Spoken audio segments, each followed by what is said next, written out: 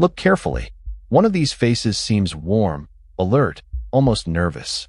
The other seems a little too perfect. So which one is human? Left or right? Make your choice now. Because the answer is neither. Both faces belong to machines. And the real story is not how convincing they look in a frozen image. It is what happens when they blink.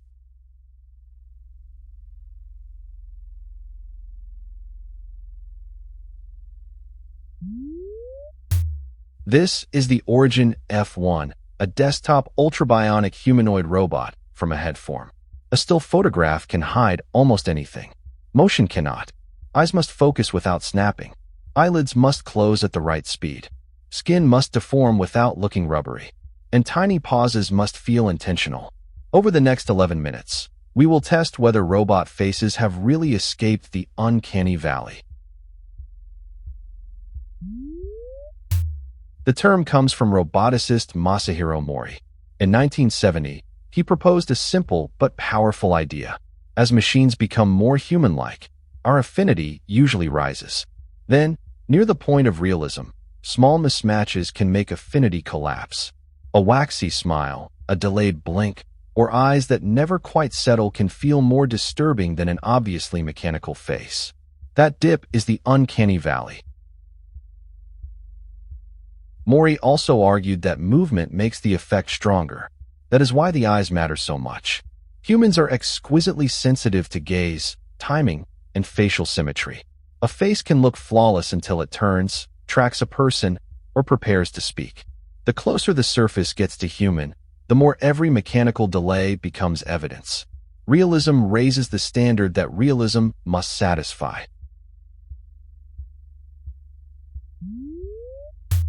Our first snapshot is EMO, unveiled by Columbia Engineering in 2024.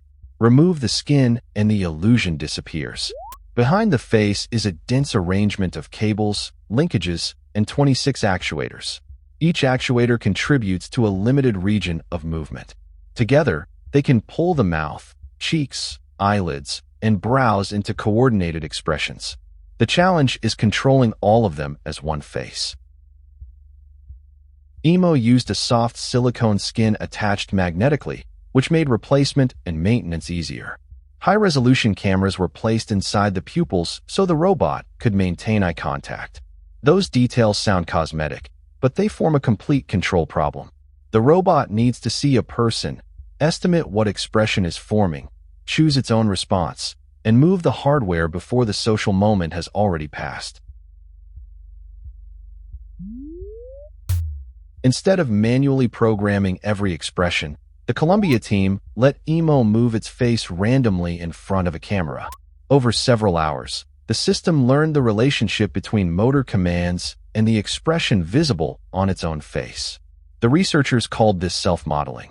It is less like giving the robot a library of smiles, and more like allowing it to discover what its own mechanical muscles can do.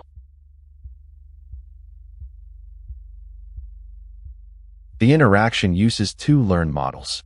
One watches subtle changes in a human face and predicts the expression that is about to appear. The second converts the desired robot expression into motor commands. In demonstrations, EMO predicted an approaching smile roughly 840 milliseconds before the person fully smiled. That head start allowed the robot to smile with the person instead of awkwardly copying afterward. But a correct expression is not proof of an inner feeling.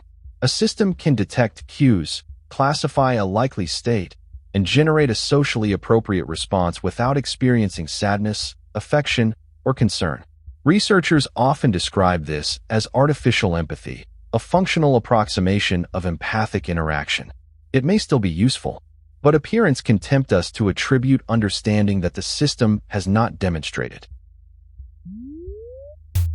By 2025, demonstrations such as a headform's Origin M1 looked dramatically different from the exposed laboratory prototype. The visible machinery had moved behind a finished character. Hair, glasses, skin tone, and a controlled lighting environment all reduced the number of mechanical clues available to the viewer. This was not just better cosmetics. It was a more deliberate design of the entire encounter. Watch the gaze rather than the skin. The eyes move first, then the head follows. The pauses are small, and that is exactly why they matter. Human attention is rarely a single clean motion. We glance, hesitate, and correct. A robot that moves with perfect geometric efficiency can feel less alive than one that includes controlled imperfection. The interface is no longer a screen. It is eye contact.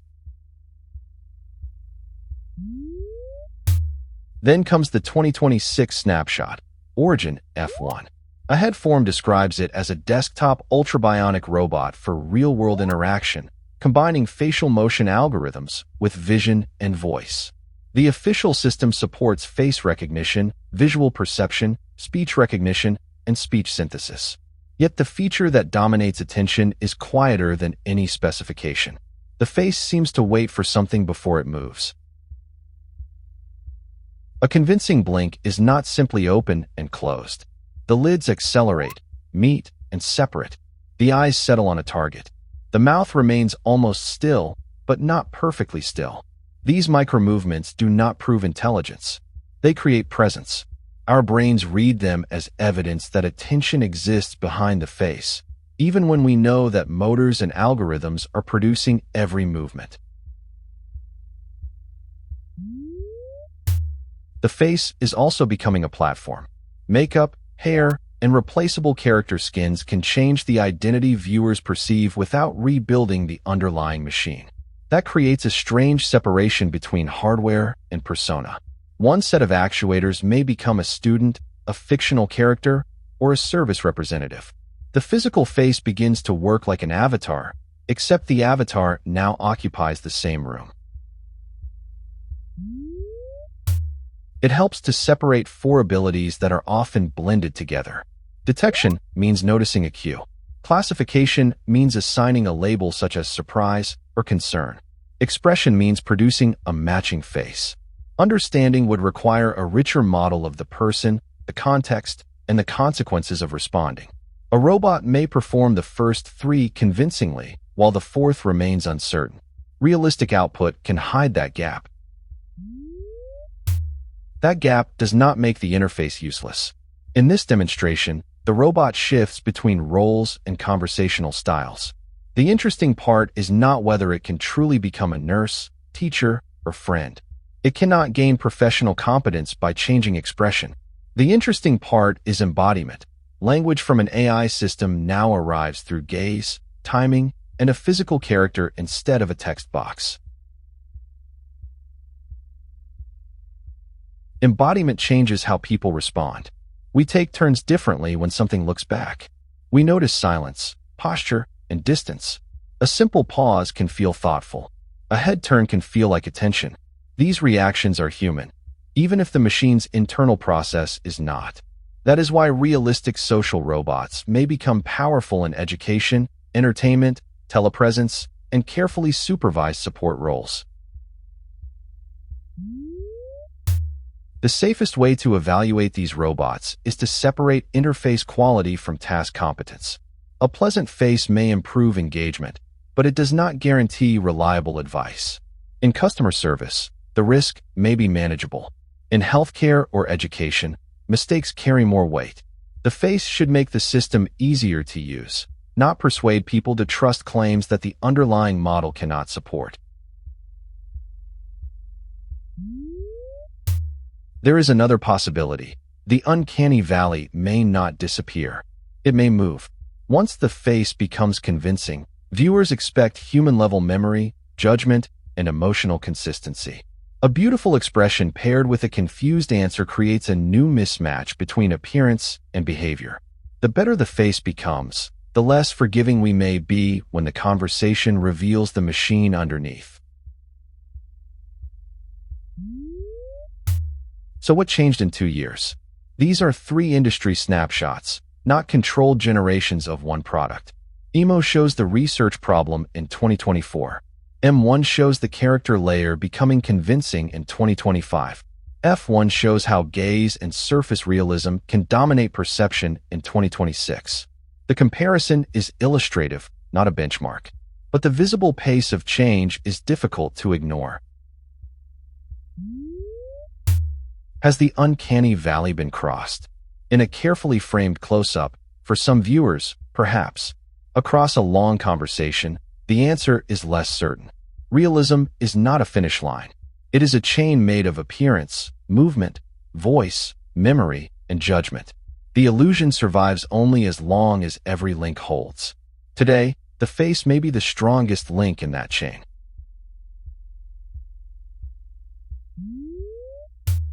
Now imagine this face across the table, remembering your name and reacting to your mood.